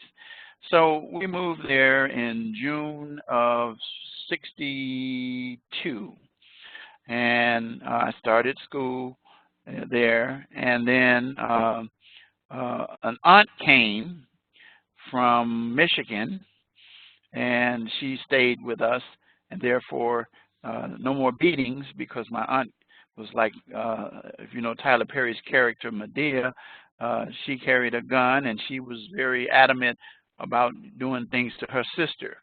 And she knew, the guy knew that he didn't mess with her. So anyway, she was there when we first moved in and stayed with us quite a while. She'd commute back and forth to see her husband in Michigan on weekends. And anyway, she stayed with us until the beginning of May '63. And as soon as she left, not much happened. It was still low-key, but spinning ahead to Memorial Day of 1963, which was May 30th, so that you know, the traditional celebration for Memorial Day has been May 30th until they changed it to the last Monday in the month of May some years ago by legislation. So at any rate, on that day my mom left. We had people over, barbecue and everything, and she left because she had a restaurant in downtown Gary to go there, and left me in charge of the house. Now by this time, my mom had 2 more kids. They were both girls. And so therefore it was 7 girls, and yours truly, who had just made 13 because my birthday is May 3rd. So I was a 13-year-old in charge of the house. So anyway, I remember getting everybody to bed, cleaning up the kitchen, making sure everything was in order. And then early the next morning I woke up, there was smoke all in the house. And when the smoke was all in the house, I realized something wasn't right, so I opened up the oven, and there was barbecue in there that was making the smoke. So I opened up the doors and the windows to let the smoke out. As I let that out, I noticed that, and it was early in the morning, it was still dark, and I saw the car pull away that my mother and Scott had. And, you know, so that wasn't a big deal. So I went and looked in her room and saw she hadn't slept in her bed at all. And so that wasn't unusual either, because she would be gone a lot, and I was in charge of the house. So at any rate, she ended up leaving. So I went about the day, and what I did discover sometime later is that the reason the stove was on is Scott had come in the house to turn it on and was ready to do away with all of us in the house, his kids, his 2, as well as my 5 sisters and myself. But thank God it was something in the oven that I could smell, and it woke me up. So in any way, later that day, we went about the day, and 2 gentlemen came to the door, identified themselves as Gary police officers, and they announced that my mother, whose name was Sarah, had been found dead in Chicago in a car and had bled to death. I started losing it. I started screaming and hollering and calling, Scott, Scott, calling out his name. Well, what happened is that he ended up turning himself in to the police in Chicago, took the knife, threw it over the fence of a cemetery in Chicago area, and then he was taken into custody. One of my aunts, not the one from Michigan, but another one of my mom's sisters, took us and said, you're going to come stay at my house for a while, but you're going to earn your keep here. This is only going to be temporary because we're going to decide what we're going to do with you guys. In other words, they were going to split us up. So it was pretty tough, guys. It was pretty rough for us. And so, you know, we had already gone through enough. So here we are without our mother, without our father, and now facing being separated, which we had never had happen before, 8 of us. So we were living in that house for that year, 63. I remember it was so bad that when my mom died, they had her wake, I went and I lost it. They had to carry me out. I couldn't take it, seeing her like that, because she looked so natural, asleep. And so those of you who are friends of mine on Facebook see pictures of my natural mother on there and my natural dad as well. I've posted several times. But at any rate, we stayed living in the house with this woman. And then finally my other aunt from Michigan came. She had come for the funeral, but she came back again because she got wind of what they were planning on doing. And she said, this is not going to happen. We're not splitting them up. She says, I'm going to take the kids along with my husband, and we were having a house built. And she did. She had a house built in an area called Maple Park, Morgan Park area, south side, farther south in Chicago. So we moved into that house in 64, June of 64. And while we were living there, things got pretty bad still for me because her husband wanted me to take his last name, and I said I'm not going to do that because I want to carry my dad's name on. And I was the only one who could carry it on because the rest were girls. And, you know, ultimately they would end up getting married and, you know, their names would be different. Well, at any rate, found myself in a situation where it was really, really tough dealing with him. And I couldn't even get a, listen guys, I couldn't even get a driver's permit or license because they had to sign, and my aunt wouldn't sign because of her husband. So I didn't even end up learning how to drive or get a driving until I was 21 and away from home. So at any rate, during that period I was there, it was just so bad. And so I would find out two things in 1964 that are important in my life. First of all, number one, I discovered that because, and forgive me for rubbing my eyes, I get kind of watery, of course, you know, when I talk about this, but my aunt and somebody, and I don't remember who it was brought to my attention that Scott had pled guilty and was going to receive 10 years. You hear me, guys? 10. Now, that wasn't good, but then it was even made worse because it was brought to my attention that 10 meant 5. And that for good behavior, he would potentially serve 3.5 years, which is ultimately what he ended up doing. That troubled me, of course. My dad was taken away, the man didn't go to jail, and now for my mom's life, 3.5 years. And I don't have no mom or dad, and I'm in a pickle here with this situation I'm in. This is really bad. So I will always start asking questions of people. And finally someone said to me, well, that's just the way it is. I said, I don't accept that. And then they told me, they said, that's the way it is.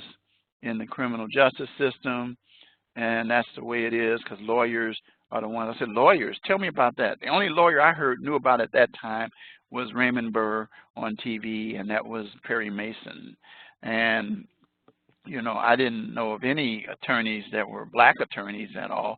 And I didn't know any real attorneys in life of any racial group at that time. So I went to school and I asked the librarian, did we have any books on attorneys or lawyers? And she said, yes, we have this one book.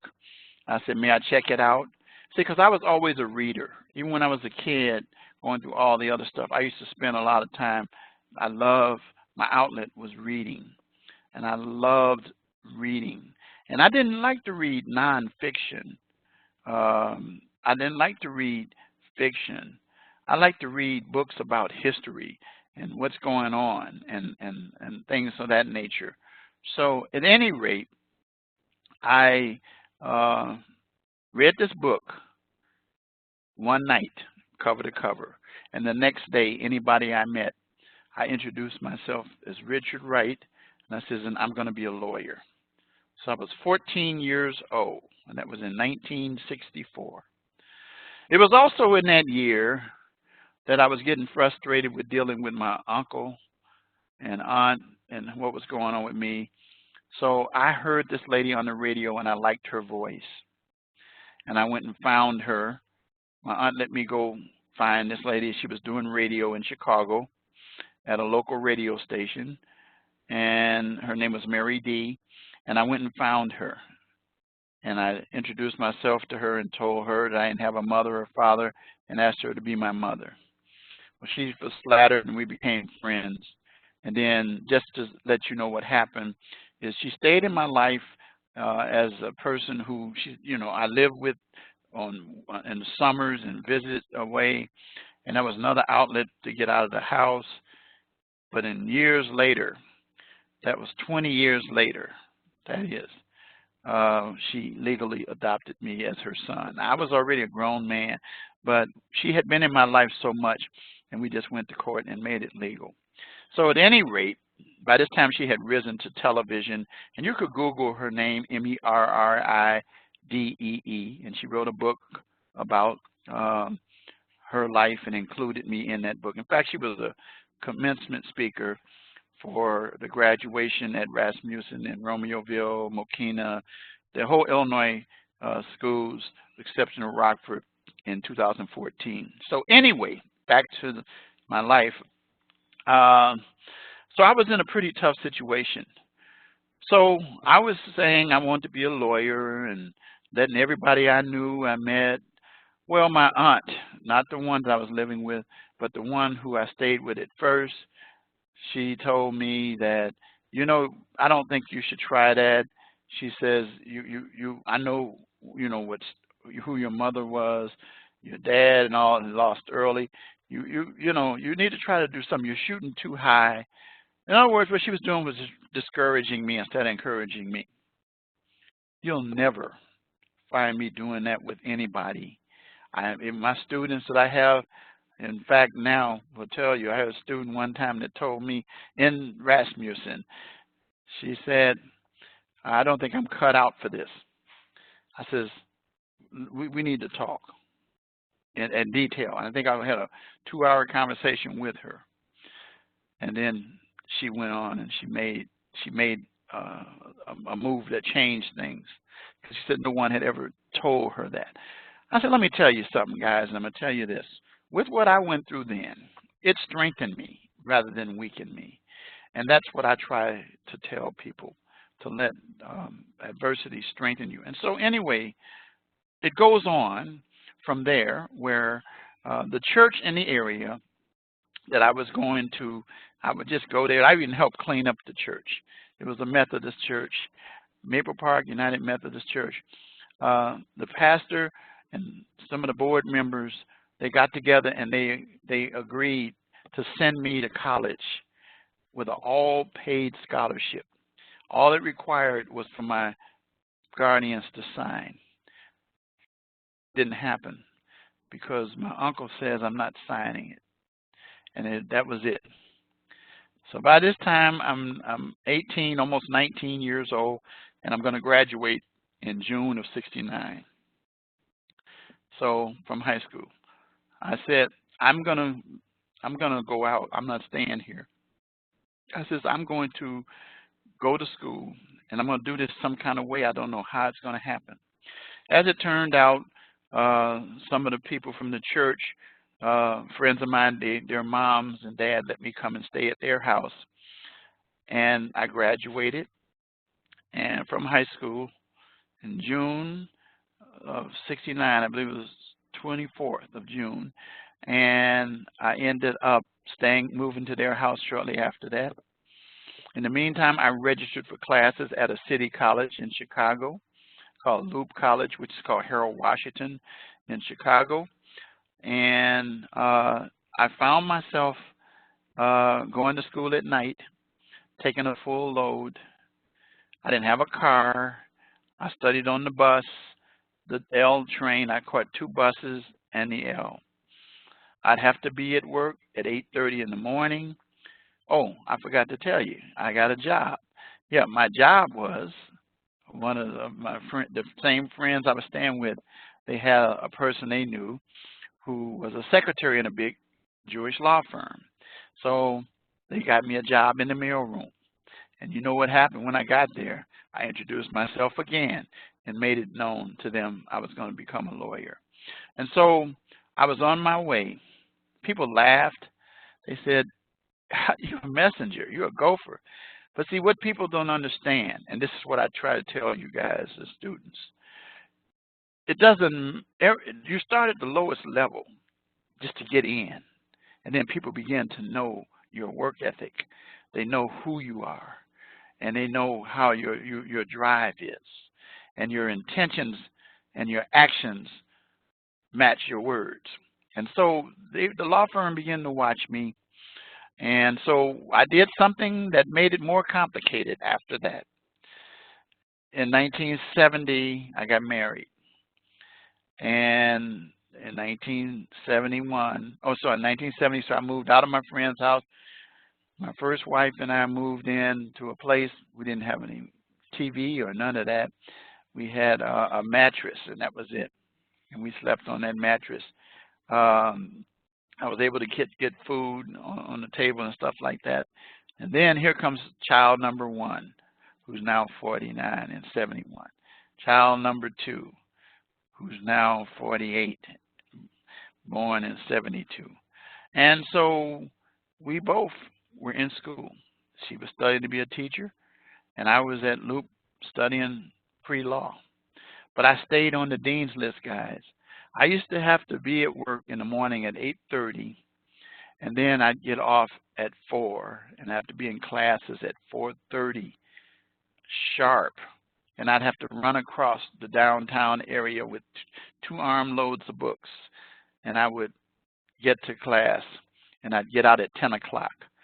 And I did that Monday through Thursday, and then went to school on Saturdays. And then finally it reached a stage where I was doing so well, it was time to apply to a 4-year institution, and I got accepted at Roosevelt University in the city of Chicago in their political science program, minoring in business. In the meantime, the law firm moved me from a messenger to a file clerk. When I was a messenger, I met a lot of influential people. One of the people who I met that mentored me for a little while was a gentleman by the name of Ray Kroc.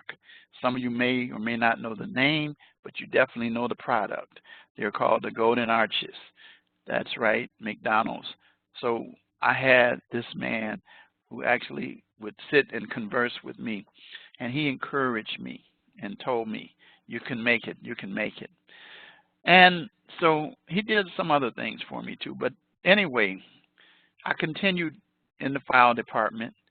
And then something happened to the librarian. He passed away suddenly. And the first person whose name came to their mind was yours truly. See, let me tell you something. That's why I said when you get in there, keep showing your professionalism. Let me back up. When I was a messenger, the guys would come and they'd wear polo shirts like maybe what I'm wearing here. I didn't do that. I used to wear a white shirt or a light colored shirt and a tie. I didn't always wear a jacket, but that's how I went to work every day. And they used to always say, "What is this all about?" Guess what? The lawyers took note, the clients took note, and that's what Ray Kroc noticed and brought out to one of the partners about me. It's because of the fact that I started from the first step, bam, going in there at a professional level, even if I was just delivering mail and taking lunches. So here I became the law librarian. And as I became the law librarian, it became clear to them that I wasn't just going to be a custodian of the books. I demonstrated to them that I knew how to research and taught myself how to write memos and briefs. When they found that out, they hired someone to do the custodial part and turned me into what is now called a paralegal. At that time, they called me a law clerk. And I went to court with the lawyers.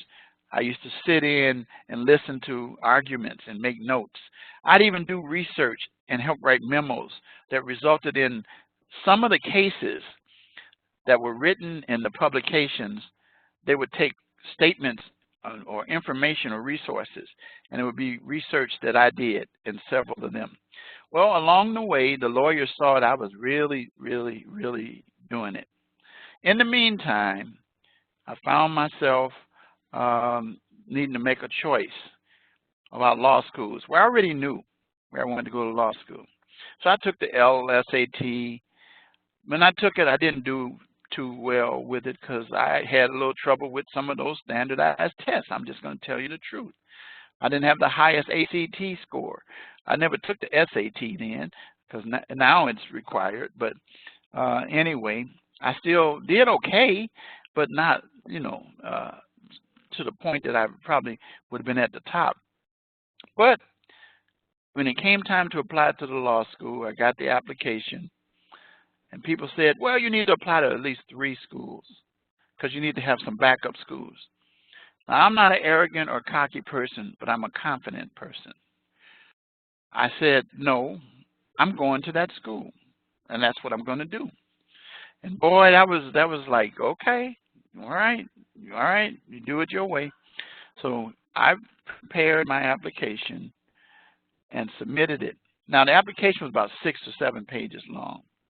By the time I got through with it, with the documents and other supporting exhibits I attached, it fit into a big box.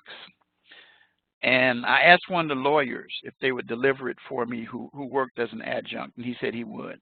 And he took it to them. Now, in their materials, they had thousands of people who were applying for 250 seats. So the numbers were pretty tough. But how many of you should know this and learn this? The most important number that counts is the number that you are. And I counted myself always as number 1. I didn't care if anybody else called me number 1. I was number 1. And that's how I rolled, guys. That's how I operated even under those adverse circumstances.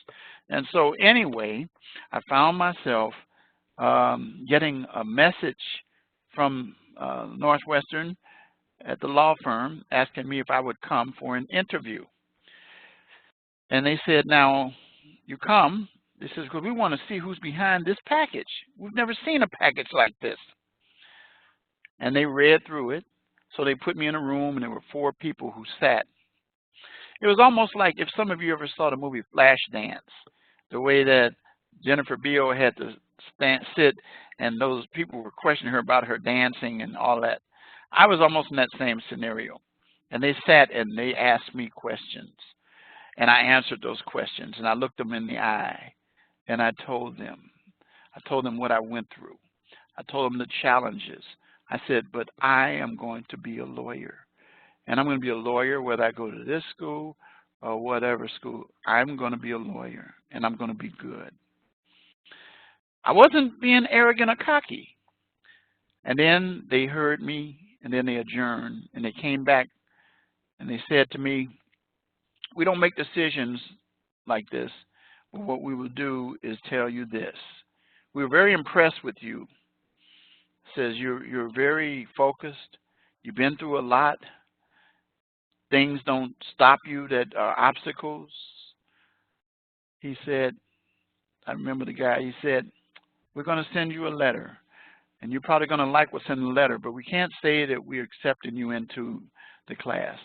But he says you're going to like the letter. Well, that was his way of telling me without being formal and telling me. A few weeks later, I got a letter being accepted into the class. And so I went through the summer. I did a summer program to help prepare myself for law school more. And then we started school in late August of '75.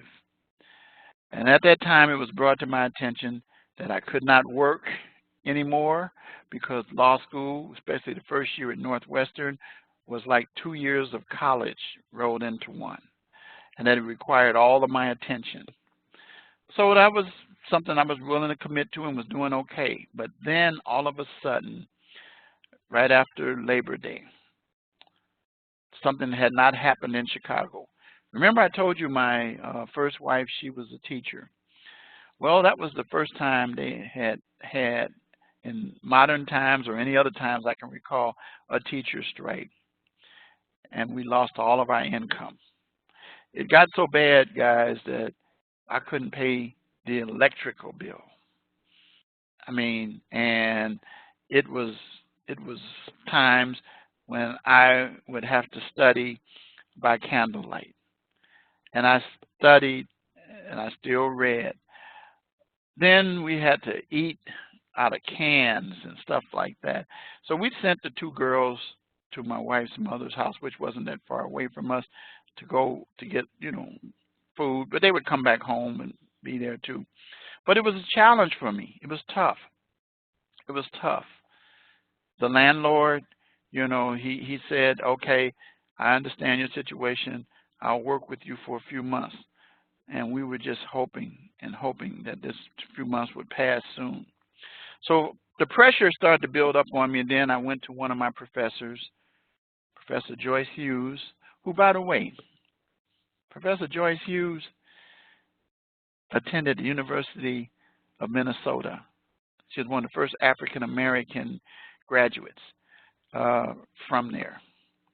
And she's been written up several times, but she came to Northwestern and was one of my professors. And Professor Hughes, who happened to know my uncle in Minnesota, who was an author and publisher of chronicles in Minnesota about the African-American community. His name was Walter Scott. Yeah, here we go, that same last name. But anyway, Joyce said to me, you come to my office, let's sit down and talk. And I did, and I sat in her office. And we discussed the issues that were facing me. And she says, now, I'm not letting you out of here until you decide you're going to stay in school. And so I ended up staying in school. And it was tough, but we weathered through that storm.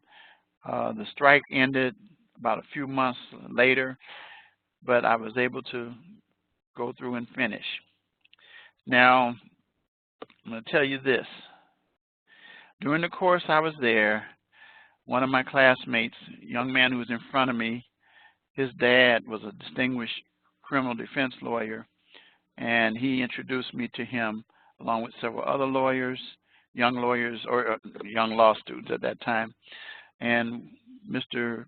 Pincham was his name, R. Eugene Pincham. Judge Pincham later became a judge.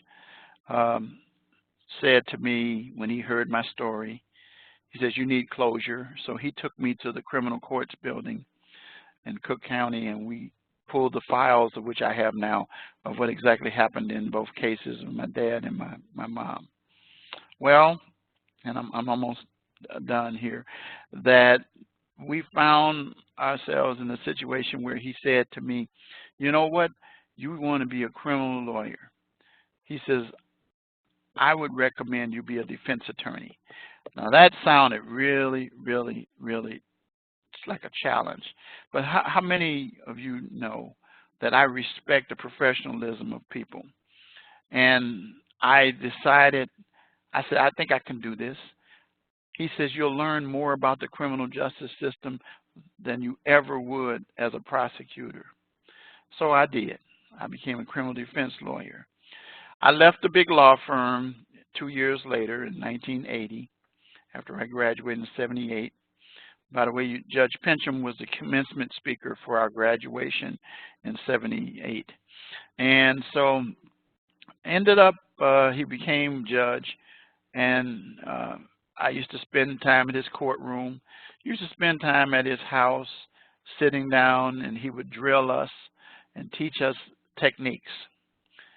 He suggested I go in '84 to San Diego to a seminar for the National Association of Criminal Defense Lawyers. It was there that a gentleman that I met who was over the section I was in, his name was John Cochran. Yep. Later, he would be known as Johnny Cochran and be the OJ attorney 10 years later in '94. And I learned some things from that, from being in his class for those, we were there like 2 weeks. And so I was learning, and I'm always interested in learning. And so I started, by the way, when I graduated in '78, my third child came. She's now 41 years old and just recently graduated from Rasmussen College with a medical billing and coding certificate this past year. A real proud moment for me that day. My other two daughters before her are graduates. One's a teacher and one's a clinical psychologist. So everybody's moving along. So anyway, nobody wants to be a lawyer. So at any rate, I found myself in a situation where my first wife and I were heading in different directions. We had different beliefs about things, and we parted company and were divorced in '87. And at that time, I was doing radio, as I'm doing now. I had a radio show called Know Your Rights, which is spelled W-R-I-G-H-T-S. And I was on several radio stations. And I was advising people about their legal rights. And I established the law firm of Richard H. Wright and Associates, which went on for a while until I had some challenges. I had people trying to tear me down and everything, but I still stayed with it until finally I decided in 2000 that I was done with that. Now, in the meantime, after my divorce, continuing to do radio, I met a young lady who became a client, and I joined her church, and the motto of that church was God is able. And some of you know what that means to me now. And I stayed with that as my motto in life. And I continued to grow, but there were still challenges that were taking place because my ex-wife, number two, and my former pastor got together as I was his armor bearer. So it was pretty messy. But I still continued. I had gone to seminary in '91 to '93, Trinity Evangelical Divinity School, to study my Master of Arts in Religion. Never quite finished it. That's why it says pending in my applications and in my resume, because I owed him one paper, but I got what I wanted. So anyway, I'm moving on with life. So I decided to stop practicing and start teaching behavioral disorder kids at the high school level as well as at the grammar school level. I ran a janitorial company. There was a company called Service Merchandise. They were all over the country, so I ran their stores in Illinois. We had one store in Minnesota. It was in the Mall of America, and I had to help him close that one down. But at any rate, I was doing that. And then I started doing closings for a title company. And so I met a young lady after that. who, oh, by the way, in my second marriage, and I had another child. She's 29 years old now, and her mom pretty much took her out of my life because she lived with her and the pastor. They got together and got married, and so we don't see each other anymore. She doesn't even live here anymore. She lives in Georgia. But anyway, that's okay, because like I said again, I keep moving on with my life.